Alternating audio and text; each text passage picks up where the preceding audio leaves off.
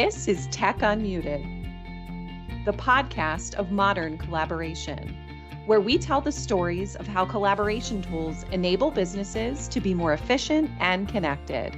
With your hosts, George Shainstein and Santi Cuellar. Welcome to Tech Unmuted.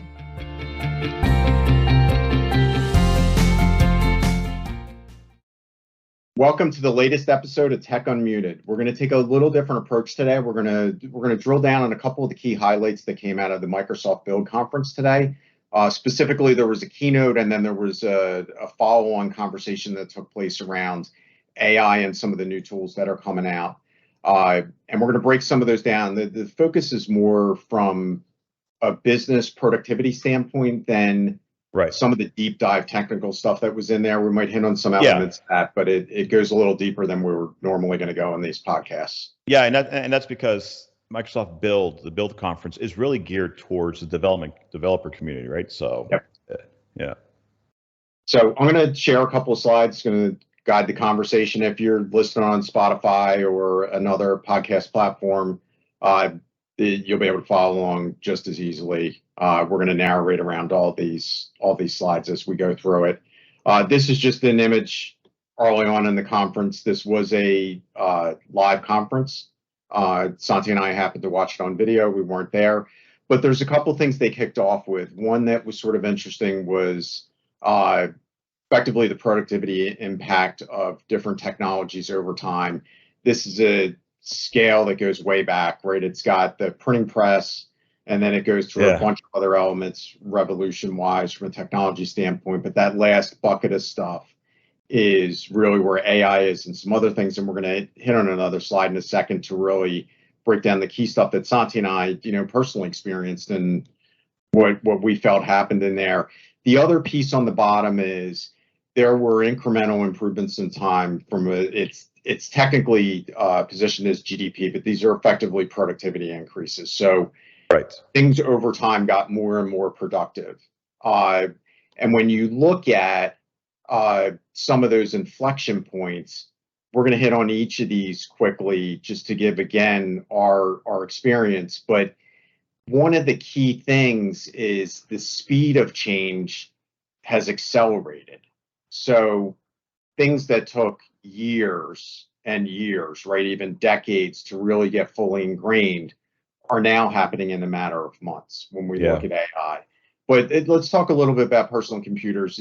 Santi and I grew up a long time ago. I'm not going to say the dates of that, but what was the first PC that you used? Oh, wow. Okay. First PC I used is different from the first PC I owned. And my answer is different as well. So let's go down that path. All right. So first PC I ever used was an Apple IIe with the green screen. Yep. And I used to play the stupid little rabbit game with the carrot, and you have to pull the carrot out of the ground. So that was the first PC I ever used. First PC I ever owned was a Commodore 64C. And then shortly later, I upgraded to the Commodore Amiga, which was like a 128. Yes. And so but those were, I never owned a Tandy. Never owned a Tandy. I did not either. Tristas, right? So very similar, right? We just spoke briefly before this call. We talked a little bit about the Commodore, but the first PC I ever worked on was also an Apple II.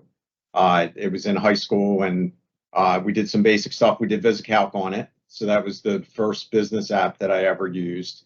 And then we got a Commodore 64, and I can still remember at the time there was nobody had computers, right? So I lived in South Jersey. We had to drive up to Philadelphia to go to a place called Bundy Computer, which was in the basement of some little building on a corner, right?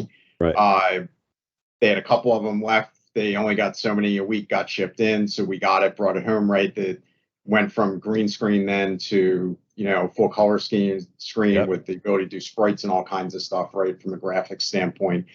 But impact, right? I started immediately in high school using it, and then college to some extent, although we advanced technology a little bit in doing papers using WordPerfect. Actually, killed the typewriter. Yes. So a level of Yeah.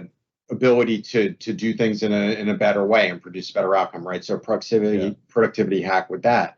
So The advent of the you'll get a kick out internet. of this. You'll get a kick out of this, George. You remember? Watch this. See, remember this. Load, open quotes, asterisk, close quote, comma 8, comma 1. Yep.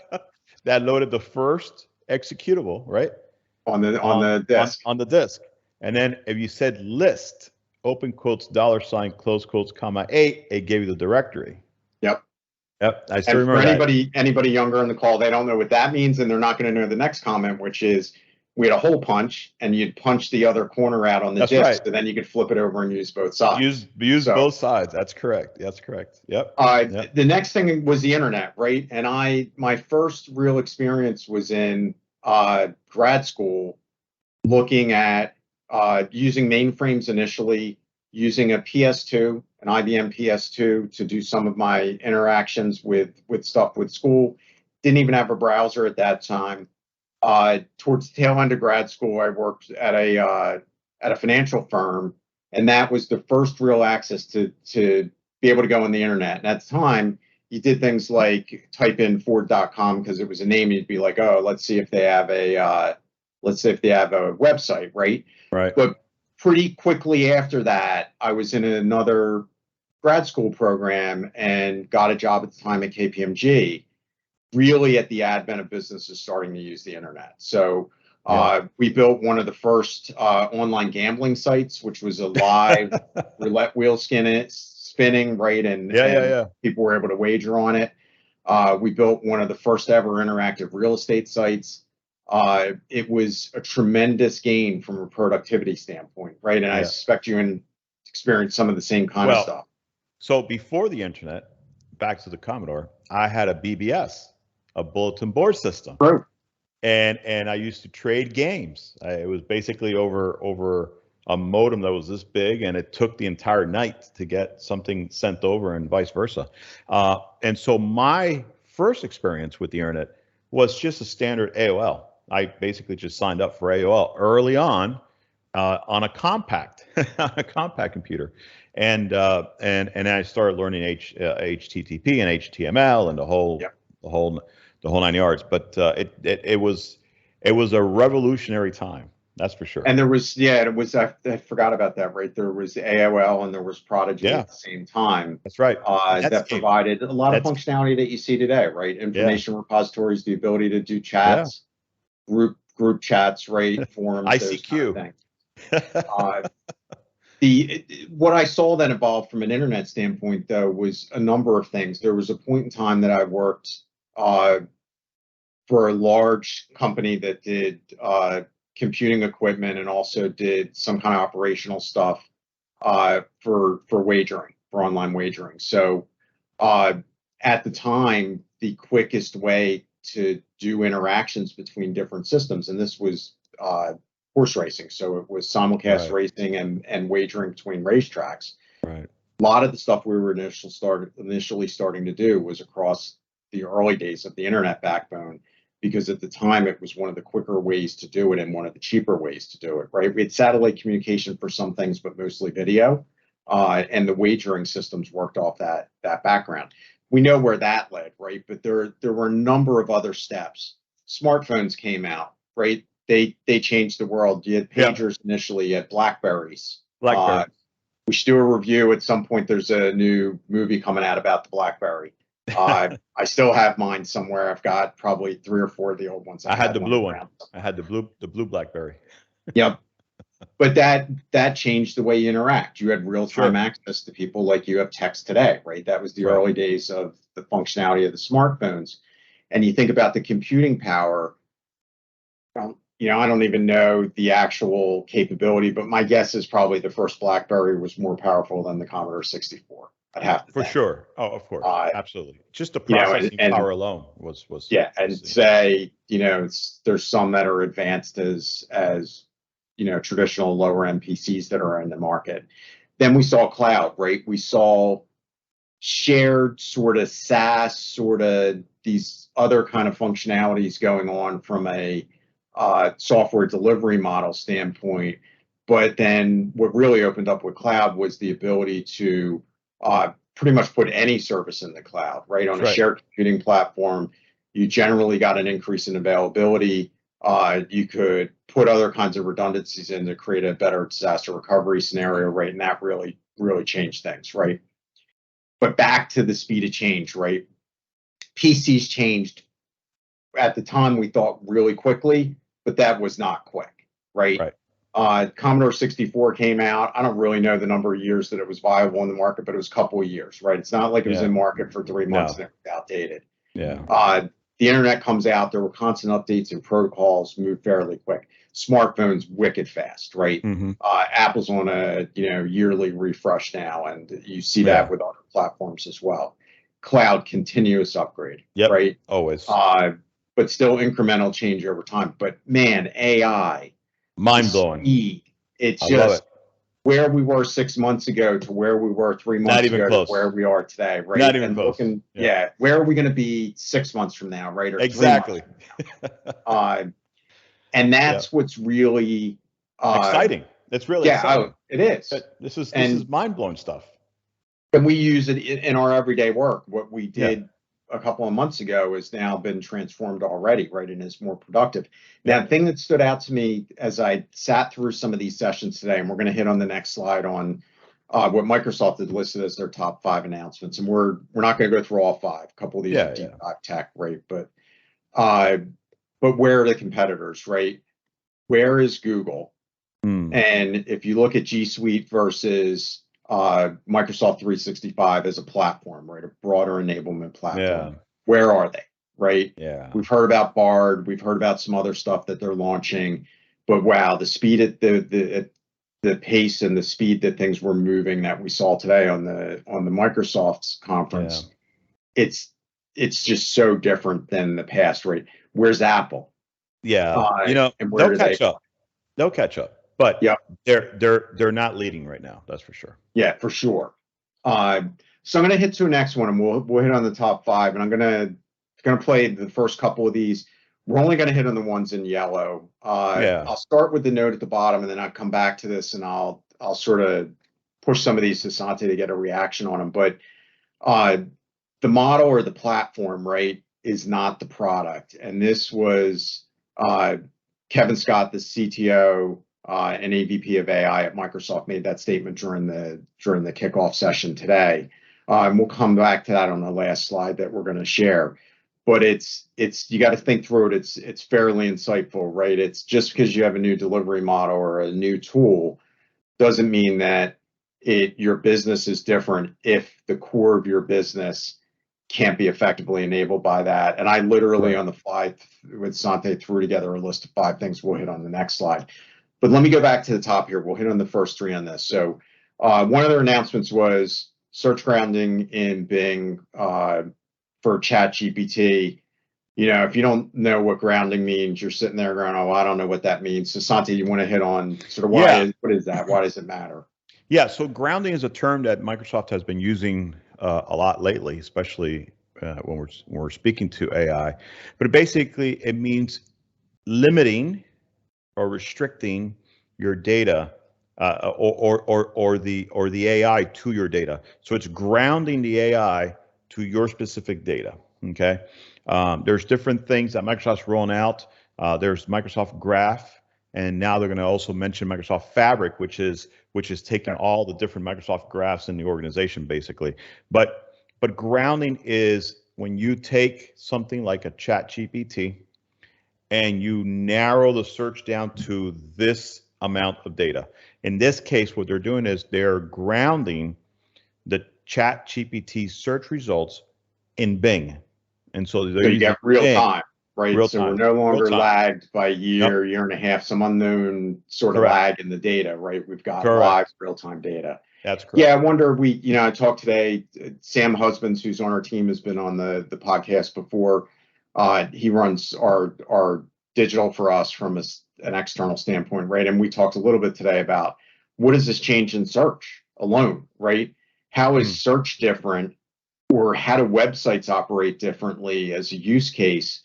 Will I, a year from now, just go to a chat box on a website or have some interactive avatar who I talk to and say, well, tell me about your services, right? Sure. Is that the interaction? Does a website in its form today not really make any sense? Yeah, I can see that. So next two get really interesting, right? So Yeah.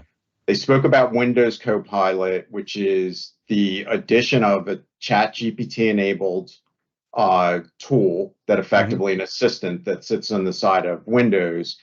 That they gave some basic examples, like it helps you with the settings on your PC, right? How can I be more productive? And it'll give some recommendations around those settings. There's deeper use cases there, but the broader implications of this are the Copilot stack, right? So this is going to enable third-party use of this, and they gave many examples in the conference day in this kickoff around how there's some tools already out there emerging, right, that are in beta. But you want to talk a little bit about those? Yeah. So Copilot in general is going to be, think of it as the reasoning engine that sits between the Microsoft applications, your data, and ChatGPT. That's what that is, right? And so, and it does this reasoning, right, using what is known as a responsible AI framework that Microsoft has. Okay, and so this is the reasoning engine. The fact that they're including it in Windows, it's kind of like when they try to roll out Cortana and it didn't really take off. The idea is to help you with your operating system, right? As far as your settings or changing things around or going to a dark theme versus a light theme. Where do I find this feature? How do I turn it on? And so Copilot, keyword Copilot, so you're still driving, leads you through that process. But the Copilot stack is taking that same reasoning engine and saying, hey, developers, why don't you go ahead and develop a Copilot for something else? Why don't you create a Copilot for this business problem that you're currently having? And so that is huge, because whenever you open up something to the technology community, the possibilities are literally endless. And that is very smart on their part to say, look, here's the stack, have at it. Go to work and let's see what you come up with. The thing we saw today, we had a conversation earlier today with the CIO. You and I did, right? So yeah, that was great. You went through some of the basic AI builder stuff, right? Sure. You have a technical capability, but you're not necessarily an Azure programmer, right? I'm not a programmer. I'm not a developer. Yeah. I've been in the IT industry for over 30 years. I know IT. I understand how it works. I know networking. I can put together a computer network. I can build computers. I can that kind of thing. But I never took a developer's course, right? I never did. The closest I got to was some basic when we had the Commodore 64, especially because you had no choice. You had to learn. You didn't have a choice. You had no choice. But that was that's about it. But then here comes Power Platform, right, from Microsoft. Granted, they like to say no code or low code. Low code. Yep. It's low code. There's no such thing as no code. It's low code, but they don't want to hear that, but that's the fact. But it is low code. And that means that the information worker now can go ahead and do development work without knowing code. This is the shift, however. Here it comes. If you have the Power Platform that can do programming with low code for everybody, what are developers supposed to do? Develop the AI. That's the whole point. That's where the shift is coming. Now, if you're a developer, you're not focused on trying to just develop applications at the code level. No, you're looking at the AI modules you're going to build that's going to make that code even better. So everything is shifting. The information worker is now looking at Power Platform to build AI modules. The developer is now looking at AI to make their code even better and to build better things using the Copilot stack and whatnot. So yeah, this is well, listen, I think you can agree. Out of all the big revolutionary changes in technology that we just listed, right? This is the biggest in our lifetime. Oh, absolutely. 100% moving, right? 100%. And it enables everybody effectively to be a programmer, right? Everybody. It goes back to the first episode we recorded. You got to make your own choice. That's right. Are you going to be a pioneer in this? Are you going to be driving it forward? Or are you going to be a follower, right? Or a Luddite, Or a Luddite, right? Or you can be a Luddite, right? Who are the bottom, Rage who are going to against fight machine. against it. It feels like we're getting past some of that, at least where there was everybody was trying to identify the bad outcome. So let's go to the last slide here. This was just a really quick attempt at, what are the new business models? What are some of the things you need to think about? We'll maybe evolve this over time a little bit more, but it goes back to the point of this is a platform that's there to enable it, right? Or enable AI. It's not necessarily a business model unto itself. Your business needs to be doing something else, right? And this is the secret sauce that's going to enhance it, that if you don't take advantage of it, your competitor is going to, or maybe your competitor already has, right? I go back to again, we had a conversation with the CIO earlier today, and they are at a health services company. They deal with a lot of inbound phone calls that they interact with people, oftentimes repetitive calls about coverage or other service availability or something else related to their health insurance or some other health services. But what he asked us was, could we take a CCaaS platform, so a contact center platform, apply something like Copilot. This was before we saw the expansion of this, right? This was earlier this morning. And have that AI look at, if it was Santi calling me on the phone, and Santi's called 3 times already asking about dental insurance and getting a dental implant, could the AI see that it was Santi calling, prompt the agent after it goes out and sees all of the other interactions with Santi, all of the related coverage details about that previous service he asked about, and be able to immediately prompt Santi and say, I know you've called about dental implants before. Is that what you're calling about today? Yes. Oh, is it something to do with this, right? And this could be a live interaction with an agent, or it could be a live interaction effectively with an AI bot, right? Either through text or through voice.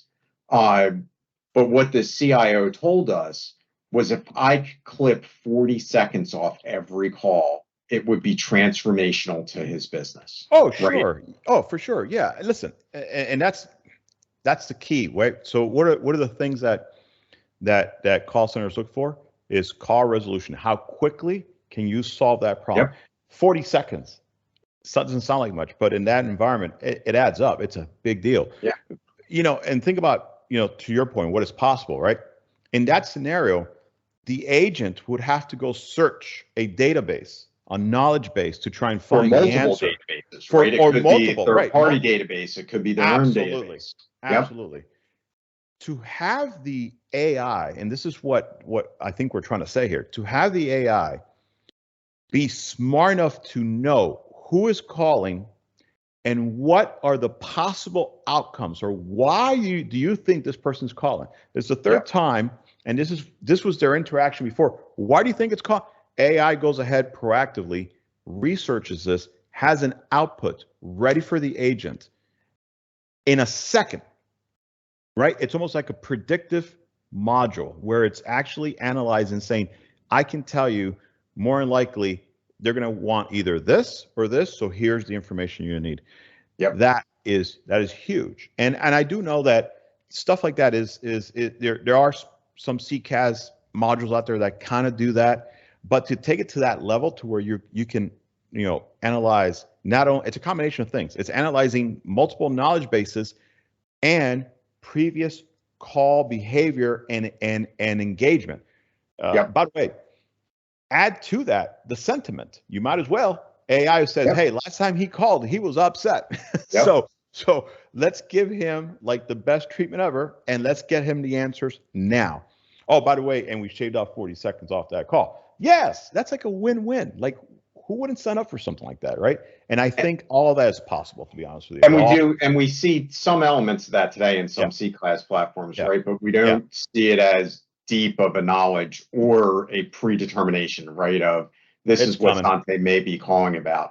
It could even pull in other interactions you've had on their website and see that you were looking at an FAQ for a certain topic and have the agent prompt that, right? Again, 10 seconds here, 10 seconds there, all of a sudden you're at 40 seconds across 20, 30 agents, and you've made a dramatic impact. This then goes to the, and again, we talked about this in a couple of podcasts.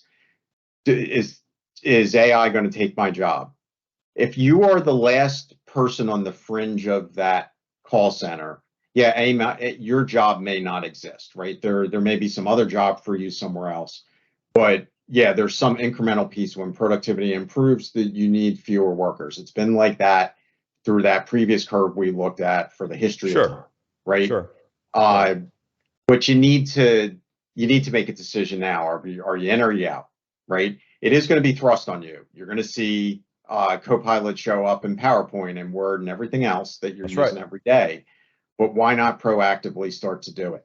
So I'm going to hit really quickly on this last couple of points, and then we'll close this out. And these are just more thought-provoking, right? Santi and I went back and forth and looked at this list today. So what is possible, which we talked a lot about, and there's a lot of possibilities, right? What's relevant? Do I care? Does it matter, right? Do my customers care, right? Yeah. What is safe? And there was a lot of comments about safety on the kickoff segment today at Microsoft. Not a lot in that on depth, and we'll explore some of this a little bit more in some other episodes. But that is going to be a key thing that's going to end up driving back to whether businesses put the frameworks and the guide rails in place for this, or does the government do it?